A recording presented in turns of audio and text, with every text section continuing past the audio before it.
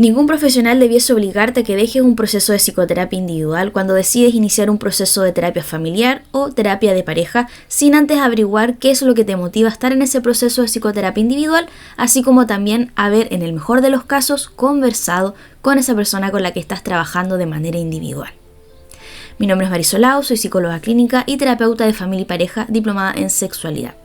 En el capítulo de hoy vamos a estar conversando acerca de dejar psicoterapia individual cuando iniciamos un proceso de terapia de pareja o cuando iniciamos un proceso de terapia familiar.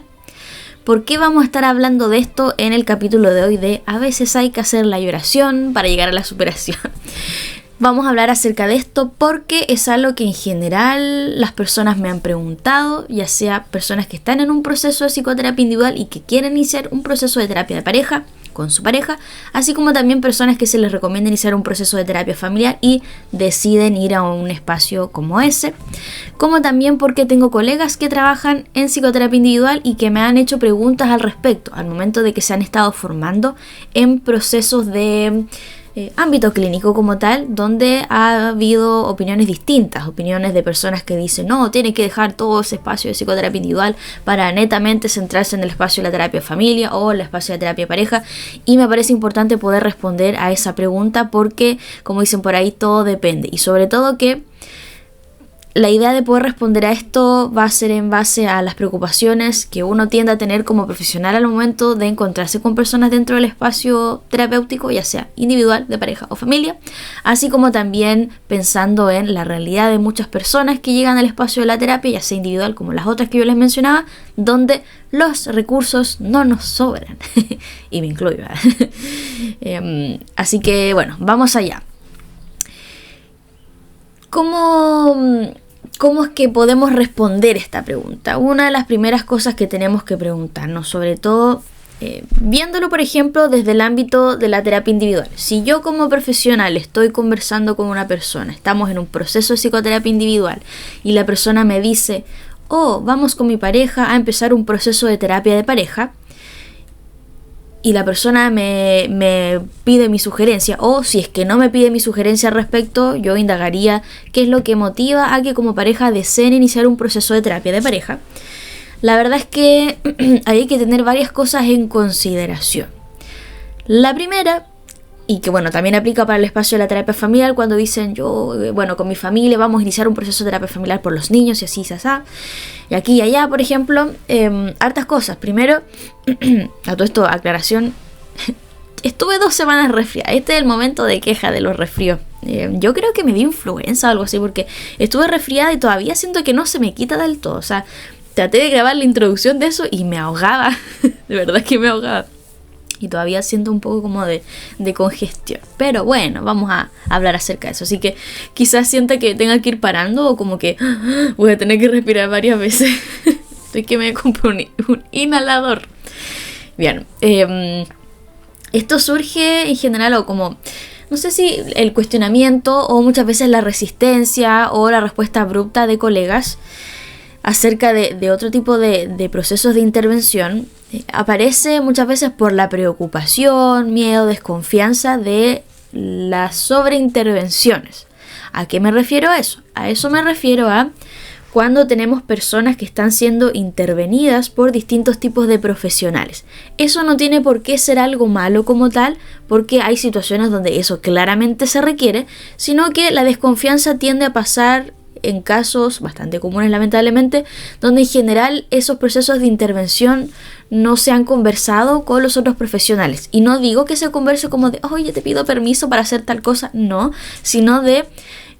poder darle a entender al otro profesional qué es lo que tú estás abordando en ese espacio. Y aquí abarco no solamente procesos de psicoterapia individual, sino también esto puede abarcar procesos de tratamiento farmacológico con médicos psiquiatras. Yo he tenido la suerte y lo agradezco de que hay hartos médicos psiquiatras que han accedido a conversar conmigo respecto a entender qué es lo que ellos están trabajando, aunque sea algo netamente farmacológico y alguien pueda decir, ¿y qué te importa a ti lo que haces? Sí me importa, me importa porque es bueno saber y porque como la persona la ve en otro contexto, también puede ser que me pueda brindar información que a lo mejor yo no estoy considerando. O la mayoría de las veces tiende a ser más al revés, porque como en proceso de psicoterapia uno tiende a veces a ver a las personas más seguido que los médicos psiquiatras, sirve también a veces para darle algún tipo de sugerencia y que puedan a lo mejor reforzar algo que dentro del espacio de la psicoterapia individual puede que no sea suficiente, ¿ya? Y también en otro tipo de aspectos como terapeutas ocupacionales. Yo me he encontrado hasta con kinesiólogos también, que me he podido contactar con ellos y que me han dicho, mira, me doy cuenta que esta persona relacionado con esto que estamos haciendo, que puede ser que no tenga nada que ver de lo que lo trajo al espacio de la psicoterapia individual, le haga ruido y me lo quiera comentar, y bienvenido sea, ¿ya? Pero más específicamente entre colegas como de psicoterapia individual y terapia de pareja, así como terapia familiar, está esta preocupación de la sobreintervención, como les digo, de que no hay una comunicación, y al no haber una comunicación, la posibilidad de vernos en el escenario en que se haga algún tipo de intervención 2 veces, por ejemplo, como también que se dé algún tipo de orientación que sea distinto y que pueda chocar entre un profesional y otro. Ahora, ahí yo creo que hay hartas cosas que de cierta forma uno puede tener la idea de que es, o sea, la creencia de que eso puede pasar. Ahora, yo creo que eso viene desde la ignorancia, pensando en que lo que se aborda en terapia de pareja no va a ser lo mismo que tú aborques en el proceso de psicoterapia individual, partiendo porque la formación no es la misma y en la parte individual tú trabajas solamente con una persona. Si bien hay ciertas intervenciones que abarcan el ámbito relacional, no va a ser lo mismo que trabajar con ambas partes que están en la interacción misma, que va a repercutir en, bueno, el por qué llegan a ese espacio en primer lugar. Por lo tanto, viene, como digo, desde este sesgo como de vamos a hacer 2 intervenciones iguales al mismo tiempo. Y eso se cree que puede pasar en el ámbito público como en el ámbito privado, ¿ya? Entonces, está ese conocimiento. Ahora, yo creo que también, más que ese primer punto, va con el punto 2 de que haya un choque de ideas o algo así. Ahora, yo creo que si tú estás trabajando de manera individual y crees tú que tu opinión puede chocar con la de otro, yo creo que una cosa es la opinión que todos podemos tener, que no tendría por qué afectar en el proceso de psicoterapia individual, como el que hayan choques más ideológicos y cosas así que nuevamente no tendrían por qué chocar. Ejemplo típico en terapia de pareja: el cómo abordamos el proceso de infidelidad. Para poder abordar que una pareja vuelva, por ejemplo, a reconstruir la confianza y ese tipo de cosas, hay formas específicas que están estipuladas teóricamente para poder hacer eso, y que se ha comprobado que tiene un cierto grado de efectividad teniendo en cuenta X y X y X características de la pareja, del espacio que se genera ahí, entre otro tipo de cosas. Por lo tanto, si es que una persona está trabajando el cómo abordar la infidelidad desde lo individual, no tendría por qué chocar con lo que se trabaja en el ámbito de la terapia de pareja. Nuevamente porque se trabaja la individualidad y la otra parte es con la interacción, pero además porque si tú trabajas desde lo individual el cómo recuperar esa confianza o el trabajar la infidelidad, independiente de lo que tú puedas pensar como persona natural respecto a la infidelidad, como puede ser, a lo mejor tú puedes tener la creencia de que si te fueron infiel una vez, tú como persona no vuelves a confiar. Independiente de que tengas eso en mente, eso no tiene por qué influir en lo individual si la persona quiere trabajar eso y volver una segunda o tercera vez, ¿ya? Porque eso es su vida, ¿ya? Distinto es que uno le pueda mostrar, mira, al parecer considerando estas características de lo que ha pasado, es muy probable que si tú sigues trabajando en esto, puede ser que hayan aspectos que si no se han abordado con esta persona, puedas a lo mejor pasarlo mal en este y este aspecto, ¿ya? Pero eso es distinto porque tú le estás mostrando todas las posibilidades, y como digo, tú puedes tener una creencia respecto a lo que, o cómo vivir, o cómo la gente debiese, en tu caso, vivir los procesos de infidelidad, si volver o no, pero si la persona lo quiere trabajar, tú tienes que dejar tus creencias ahí en el mejor de los casos. Y si no puedes hacerlo, dar un paso al lado. Por lo tanto, si tú como persona natural crees que esta persona no puede construir nuevamente esta confianza con esta persona en un espacio de terapia de pareja, tú no eres nadie para decirle que no lo intente, ¿ya? Lo más formal, serio y responsable sería tú contactarte con ese terapeuta de pareja y darle quizás tus opiniones respecto a cómo esta persona lo ha vivido de una manera profesional, clínicamente hablando, y de esa forma entregar algún tipo de sugerencia, pero de todas formas va a estar en la persona que está yendo a hacer terapia de pareja decidir si se mantiene ahí o no. Y desde tu posición como persona que está teniendo la persona de manera individual, como digo, tratar de no chocar con ciertos aspectos que se estén abordando en la terapia de pareja. O sea, porque si están tratando de construir eso, tú no le vas a estar diciendo que no, que eso no es así, no sé qué. No, porque eso hay formas, canales formales a través de los cuales tú puedes hacer eso y conversarlo con tu colega terapeuta de pareja, ¿bien?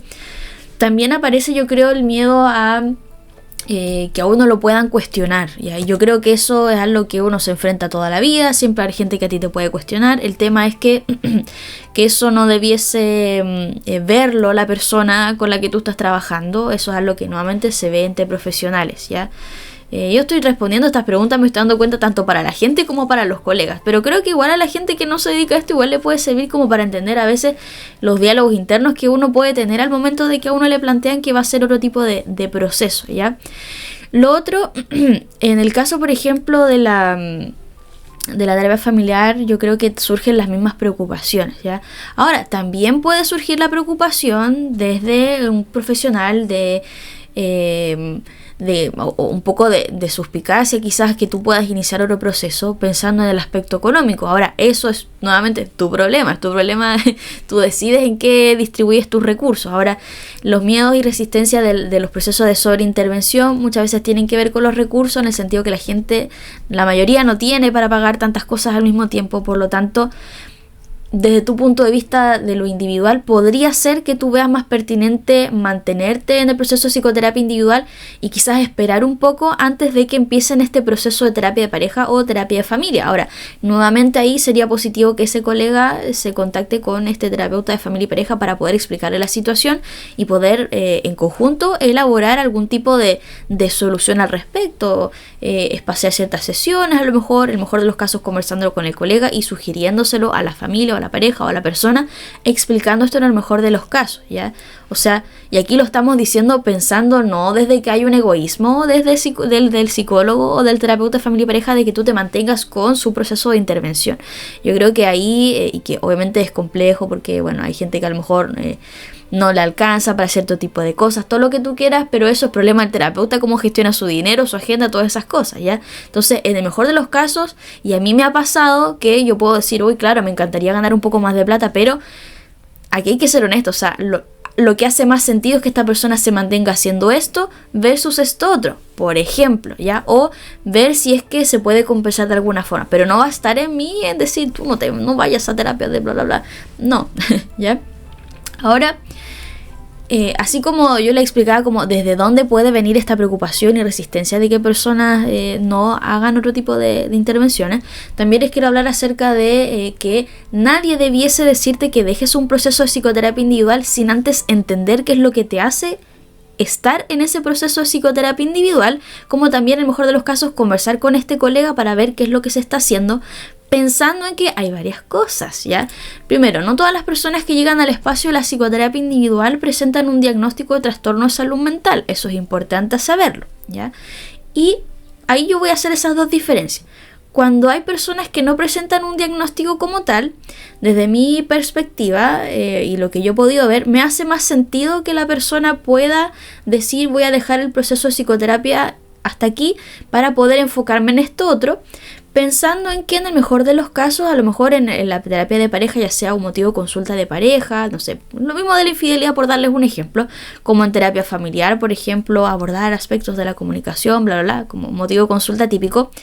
que de cierta manera, tanto en el espacio de la terapia de pareja como en el espacio de la terapia familiar, se pueda encontrar un espacio para poder expresar eso que se está pensando, sintiendo respecto a la temática en común que lleva a la persona junto con el resto de las personas que están en ese espacio de terapia. Y en ese sentido, como digo, como se va a orientar a eso, no es raro que digamos pausa esto otro. Y pensando en que a lo mejor puede que haya cierto tipo de herramientas que también se puedan abordar en esos espacios desde lo interaccional y que, como digo, no sea tan grave de tener ese espacio individual. Ahora, a veces hay personas que pueden porque se lo pueden permitir, que a pesar de tener esos espacios con terapia de pareja y terapia de familia, también mantienen lo individual porque les gusta tener ese espacio individual y me parece súper bien, ¿ya? Y yo me he encontrado con personas, por ejemplo, en el espacio de la terapia de pareja que, como digo, sin un diagnóstico de trastorno de salud mental, se mantienen en esos espacios de psicoterapia individual porque hay otros temas que también abordan en paralelo y también quieren a lo mejor su espacio, simplemente quieren su espacio, ¿ya? Y ahí a mí lo que me ha pasado es que bienvenido sea y he podido conversar con estos psicólogos que están trabajando de manera individual para poder ver qué es lo que están trabajando y así no poder, o sea, y no chocar, ¿ya? Como pensando un poco en también tener la seguridad de que si está en ese otro espacio, que a lo mejor hayan temas que la persona quiere ver en más detalle con esta persona y que después uno se pueda comunicar, por ejemplo. Ahora, eso es, como les digo, cuando no hay un diagnóstico de trastorno de salud mental. Ahora, a mí me parece lo más importante es cuando hay un diagnóstico de trastorno de salud mental, ya sea que está siendo incipiente, pensando en los que son transitorios, que duran un periodo de tiempo, y en los permanentes, que van a durar toda la vida, sobre todo en el inicio, incluso desarrollo, y después lo que pase después, es muy importante averiguar en qué está ese proceso de psicoterapia individual al momento de que se vaya a terapia de pareja o terapia de familia, pensando en que, como digo, que nadie debiese decirte que dejes una cosa por la otra, porque no me voy a poner en dos ejemplos, ¿ya? Supongamos, llega una persona al espacio de la terapia de pareja porque está teniendo hartas discusiones, por ejemplo, con su pareja. Llegan estas dos personas y quieren trabajar en mejorar la comunicación. Y durante ese proceso de terapia de pareja, siempre yo les pregunto a las personas, en los distintos tipos de terapia, si es que tienen algún tipo de antecedente médico importante a mencionar, o de médico o de salud mental, por ejemplo, a mencionar. Nos damos cuenta de que hay uno de los miembros de la pareja o ambos miembros de la pareja que están con un diagnóstico de trastorno de salud mental y activado. Por ejemplo, que la persona ha sido hace poco diagnosticada con trastorno bipolar, por poner un ejemplo, ¿ya? Independiente de que, claro, hay aspectos de la interacción que tenemos que trabajar porque las personas quieren hacerlo como tal y hay formas que uno ve la interacción que están influyendo, las dinámicas de poder, todas las cosas, estilos de comunicación que influyen. Yo no puedo dejar de lado el hecho de que esta persona me está diciendo que está empezando un proceso de psicoterapia individual y quizás tratamiento farmacológico, porque en ese caso, con ese diagnóstico, debiese haber uno con otra persona en paralelo, porque por mucho, como digo, que se aborde la parte de las interacciones, hay un trabajo interno que la persona requiere. Ya lo digo, que hay diagnósticos específicos. Les di el ejemplo del trastorno bipolar porque yo trabajo con hartas personas con ese diagnóstico. Hay cosas específicas que la persona tiene para poder vivir mejor, aprender por sí sola y que después le pueda repercutir tanto de manera individual como en las interacciones. Por ejemplo, si fuera el trastorno de bipolar, como les digo yo, una de las cosas que la persona tiene que aprender en un espacio de psicoterapia individual son identificar los pródromos, todas aquellas cosas que empiezan a darnos información de que se viene algún tipo de episodio específico, ya sea si nos vamos hacia abajo, si nos vamos hacia arriba, etc. Y eso, el identificar esos pródromos, por ejemplo, yo diría que es como casi nulo la posibilidad de que lo veamos en un espacio de terapia de pareja, pensando, o sea, de que se puede, porque, por ejemplo, si vemos en lo individual que la persona empieza a entrar en un episodio más depresivo, que empieza a dejar de bañarse, empieza a dejar de comer, ya ahí tenemos pródromos, por ejemplo. En el espacio de la terapia de pareja podemos verlo un poco en el sentido de que empieza a facilitar que hayan cierto tipo de situaciones de discusión, donde la irritabilidad está presente. Puede ser que a esta persona le pasa esto y esto y esto. Ok, pero lo más recomendable va a ser que eso lo pueda ver en el espacio de psicoterapia individual, pensando que no va a ser solamente esta interacción que tiene con esta persona, y porque es muy probable que lo veamos netamente en el espacio, lo veamos en la interacción, y puede que hayan cosas mucho más profundas que se requiera que la persona vea sí o sí, ¿ya? Para que ese diagnóstico no vaya a ocupar todo el espacio de la terapia de pareja cuando el motivo de consulta es otro. Distinto sería que el motivo de consulta sea, por ejemplo, que ellos como pareja aprendan a adquirir herramientas para abordar esas situaciones de ellos como en la pareja, bla, bla. Pero nuevamente, ¿dónde queda la agencia personal y la adquisición de herramientas individuales, ya? Entonces, claro, lo mismo aplica para tratamientos farmacológicos. Yo no lo voy a decir, no, deja de hacer eso, no. Lo mismo puede pasar con otro tipo de diagnóstico. Yo les daba ese ejemplo. Ahora, también ha pasado, por ejemplo, en el espacio de la terapia que se aborda un motivo de consulta, estamos avanzando súper bien y después resulta que la persona está con una sintomatología súper heavy y como digo, netamente, o sea, específicamente se requieren herramientas. Por ejemplo, en el caso de la depresión, claro, la persona empieza con la depre y en terapia de pareja y se aborda cómo la pareja mejorar, por darles nuevamente el mismo ejemplo de la comunicación, mejorar la comunicación en ese aspecto, cuando está la sintomatología, bla, bla, bla, activa. Pero en el trabajo individual, considerando lo que se trabaja para el abordaje de la depresión, sí o sí la persona debiese poder trabajar en la adquisición de herramientas, por ejemplo, para trabajar las distorsiones cognitivas, los pensamientos cognitivos, cuando vienen pensamientos intrusivos. Y eso es, como digo, una intervención individual que está estipulada para una persona y no son cosas que uno trabaja o enseña en el espacio de la terapia de pareja. O sea, el terapeuta, teniendo los conocimientos, podría enseñarle esas cosas, claro, pero lo más probable es que no estaríamos haciendo terapia de pareja, porque como digo, la terapia de pareja tiene otras formas de abordación, otro tipo de intervenciones, por eso uno estudia más años después. Para mí fue como casi que estudiar una carrera nueva, no tan así, pero tuve que aprender otro tipo de conocimientos, son otras formas de intervenir, otras formas de preguntar, son otro tipo de ejercicios, etc. Y lo mismo aplica, por ejemplo, en terapia familiar, por ejemplo, pensando en lo más común ya, así como está este trastorno bipolar y que bueno, dentro, así como para darles un poco más de conocimiento, hay ciertos diagnósticos de trastorno de salud mental donde se sugiere iniciar un proceso de terapia familiar pensando en que lo que pasa en la dinámica familiar muchas veces repercute en lo que le pasa a la persona con agravar cierto tipo de sintomatología y ese tipo de cosas. Y ahí en el caso del trastorno bipolar, la terapia familiar está dentro de las opciones de intervenciones más recomendadas. Ahora hay otro tipo de diagnóstico y los voy a plantear, el de los trastornos de conducta alimentaria, que también son diagnósticos que, así como el trastorno bipolar, se les recomienda, aparte de la psicoterapia individual, si es que está la posibilidad, ir a un espacio de terapia familiar. ¿Y por qué? Podríamos encontrarnos con un espacio de terapia familiar donde abordamos, por ejemplo, el establecimiento de límites, ya cómo entre papás, hijos, todos mejorar esos límites dentro de la familia nuclear, ya pensando, no vamos a meter ejemplo de otra familia, como familia extensa, los abuelos, tíos, etcétera, ya. Y puede pasar que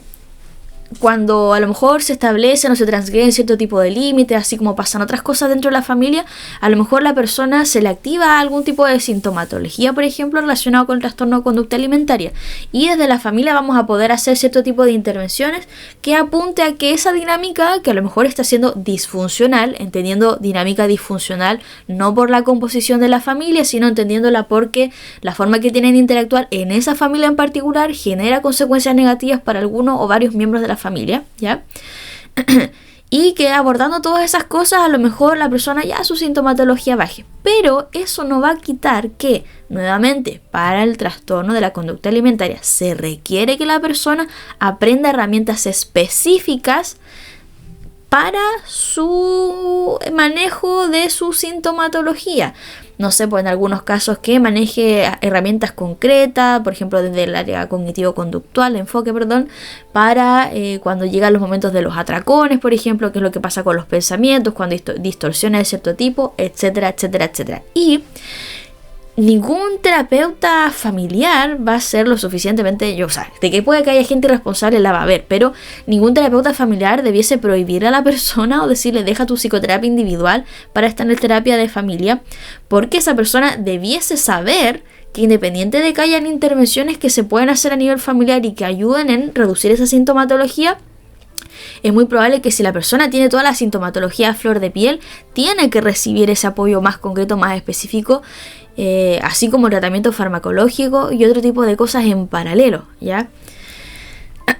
Esos son ejemplos típicos, ¿ya? Y por eso lo mismo, es importante que ojalá todos estemos en comunicación para hacer mejor las cosas. Al menos en mi corta experiencia, noto mucho la diferencia cuando se logra conversar con esos otros profesionales, ¿ya?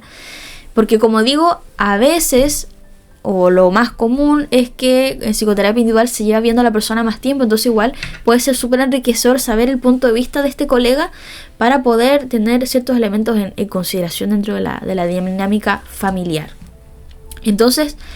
como digo, hasta el momento espero que se esté entendiendo el por qué nadie te debería obligar, ¿ya? Ahora, ¿cuándo puede pasar que, bueno, no que te obliguen, pero que te sugieran dejar algo en pausa? cuando a lo mejor hay cierto tipo de intervenciones que ya no dan más allá, por ejemplo, como por ejemplo, pensemos un caso típico en el ámbito de la sexualidad. Imaginémonos que, y esto va a ser no solamente para como dejar algo, sino como quizás hacer una pausa y luego ver otra cosa en paralelo. Por ejemplo, yo trabajo con personas que han sido abusadas, ¿ya? Todo tipo de abuso. Y cuando llegan personas al ámbito de la sexualidad, me ha pasado, y fue una de las cosas que yo comenté en un video anterior de cómo fue que yo llegué a interesarme en el ámbito de trabajar abuso y ese tipo de cosas. Fue porque yo estaba trabajando en temática de sexualidad, no sé, para ayudar gente que quería mejorar su vida sexual, ya, sentir más placer, vivir de una manera más libre respecto a eso, tiki-taka. Pero me encontraba con personas que, claro, yo quería y que pudiéramos hacer ese trabajo en conjunto, pero me encontraba con personas que tenían experiencias de abuso que o no habían sido abordadas nunca en un proceso de psicoterapia, o cuando habían sido abordadas en un proceso de psicoterapia nunca habían sido abordadas de manera correcta, porque para eso existe la terapia de reparación y hay formaciones específicas para que tú aprendas cómo acompañar a una persona que ha vivido ese tipo de experiencia, y no es hacer cualquier cosa tonta y loca, para no volver a violentarla ni nada por el estilo. Y claro, me pasaba entonces en esos casos individuales, tenemos que, antes de ver esto de que se conecte con el placer, ver más elementos y todo eso, sí o sí abordar esto que pasa con el abuso, porque si no puede ser un tanto violento para la persona, puede ser difícil abordar, y porque sí o sí a lo mejor van a venir creencias, emociones que influyan en cómo vivir la sexualidad, bla bla bla. Y eso también a veces se da en el espacio de la terapia de pareja, por ejemplo, llegamos como pareja, queremos mejorar nuestra vida sexual, hace tiempo que no estamos teniendo relaciones sexuales, y empieza la terapia de pareja y empezamos a abordar todo el tema y cómo cada uno vive su sexualidad, siempre fue así o no, y después ¡pum!, nos damos cuenta que en plena conversación hubo una experiencia de abuso en específico. ¿Qué es lo que pasa ahí? Hay ciertas cosas que uno dentro del espacio de la terapia de pareja puede abordar respecto a ese tema, como por ejemplo la develación, que la persona se lo devele al otro miembro de la pareja, el que esa información sea abordada y cómo poder, por ejemplo, desde lo que ha sido su experiencia, vivir una mejor sexualidad, como por ejemplo cuando la persona ha tenido alguna experiencia, un ejemplo específico, ya, a X persona vio esta experiencia con estas características y no le agrada que le toquen en X zona, porque cuando le tocan en X zona la persona se acuerda de todas estas cosas que vivió y todo mal, ¿ya? Y la otra persona no tenía idea que eso pasaba, entonces dice, ya, vamos a encontrar alternativas, otras alternativas donde yo no te toque ahí, para no contribuir a que te puedas conectar con esas cosas y podamos vivir una sexualidad en conjunto de una manera mucho más satisfactoria. Y hay cosas que, claro, se pueden hacer y me ha pasado que es como, ya no tocamos ahí, tocamos en esta otra parte, por ejemplo. Y tiki-taka y se entendió la experiencia y se resignificó y la elaboraron en conjunto, bla, bla, bla. Y todo súper bien. Pero hay otros casos en los cuales ha pasado que se ha develado esta información y nos damos cuenta que hay ciertas cosas que podemos abarcar en conjunto, como esto que yo les estaba comentando, pero donde también puede pasar que, mira, yo en verdad tuve esta experiencia, lo acabo de develar aquí, me siento de esta y esta forma y me doy cuenta que en verdad esto me está superando, o sea, esto me está superando y esto está escapando lo que pasa en la terapia de pareja, tanto porque la persona se da cuenta o no. Y ahí va a ser importante decir, oigan, estamos viendo, o al menos yo como terapeuta, estamos viendo que ha ocurrido esta develación y esto es súper potente. No porque la experiencia sea potente porque yo pueda saber todos los impactos que puede tener esto, sino porque la persona que ha vivido esto está diciéndonos en este espacio que esto está siendo muy duro. Entonces, lo más probable es que hay que ver distintos tipos de alternativas. Una alternativa, dependiendo obviamente del caso a caso, de la pareja, de lo que pueda decidir, quiera decidir. Digo pueda porque a veces económicamente no se puede. Digo quiera o no porque a veces el abordar un tema específico puede implicar el disolver o no algún tipo de relación y las personas están desesperadas y quieren sí o sí trabajar en eso, entonces pueden ser muchas cosas, pero varias opciones podrían ser, mira, en paralelo a que estemos trabajando esto en terapia de pareja, yo te sugiero que vayas a un espacio de psicoterapia individual donde puedas iniciar un proceso de ya sea terapia reparatoria u otro tipo de intervenciones, pensando que para cuando hay situaciones de abuso y cosas así, dependiendo de la edad, de la periodicidad y todas esas cosas, no se llaman de la misma forma, no son los mismos tipos de intervención, ¿ok? Entonces de esa forma tenemos esas dos partes cubiertas. se había parado el video, ahora volví. Como a veces también puede ser no podemos abarcar estas dos cosas porque en verdad el abarcar para esta persona que ha tenido esta experiencia, abordar este tema ya está siendo lo suficientemente doloroso como para que lo abordemos en dos espacios al mismo tiempo. Por lo tanto, va a ser más positivo que pausemos la terapia de pareja para que esta persona se pueda enfocar netamente en su proceso de terapia de reparación, si es que eso es lo que le toca y corresponde acorde a las características de todo lo que ha experimentado y que ha evaluado el profesional que la ha recibido en el mejor de los casos. Y de esa forma, una vez que eso se aborde, ahí en paralelo volvemos o al término de esto, o digo en paralelo como ya avanzando el proceso de intervención, por ejemplo, y que este psicólogo individual a lo mejor también esté de acuerdo que se puede empezar la terapia de pareja, ahí poder retomar eso, o como digo, al término y después volvemos como pareja. Como también ha pasado que con ese tipo de temáticas, por ejemplo, lo que yo he visto es, podemos todos en conjunto y todo súper bien, y otras personas dicen, yo mejor solamente lo individual, y la otra persona que estaba ahí también le ha gustado o le interesa el ámbito terapéutico, entonces dice, entonces este también va a iniciar un proceso de psicoterapia individual para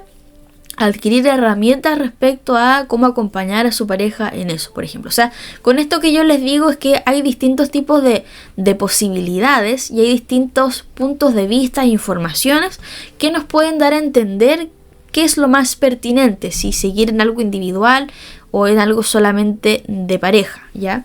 Pero como les digo, nadie debiese decirles qué hacer si es que no está lo suficientemente informado, y tampoco va a ser algo imperativo, ¿ya?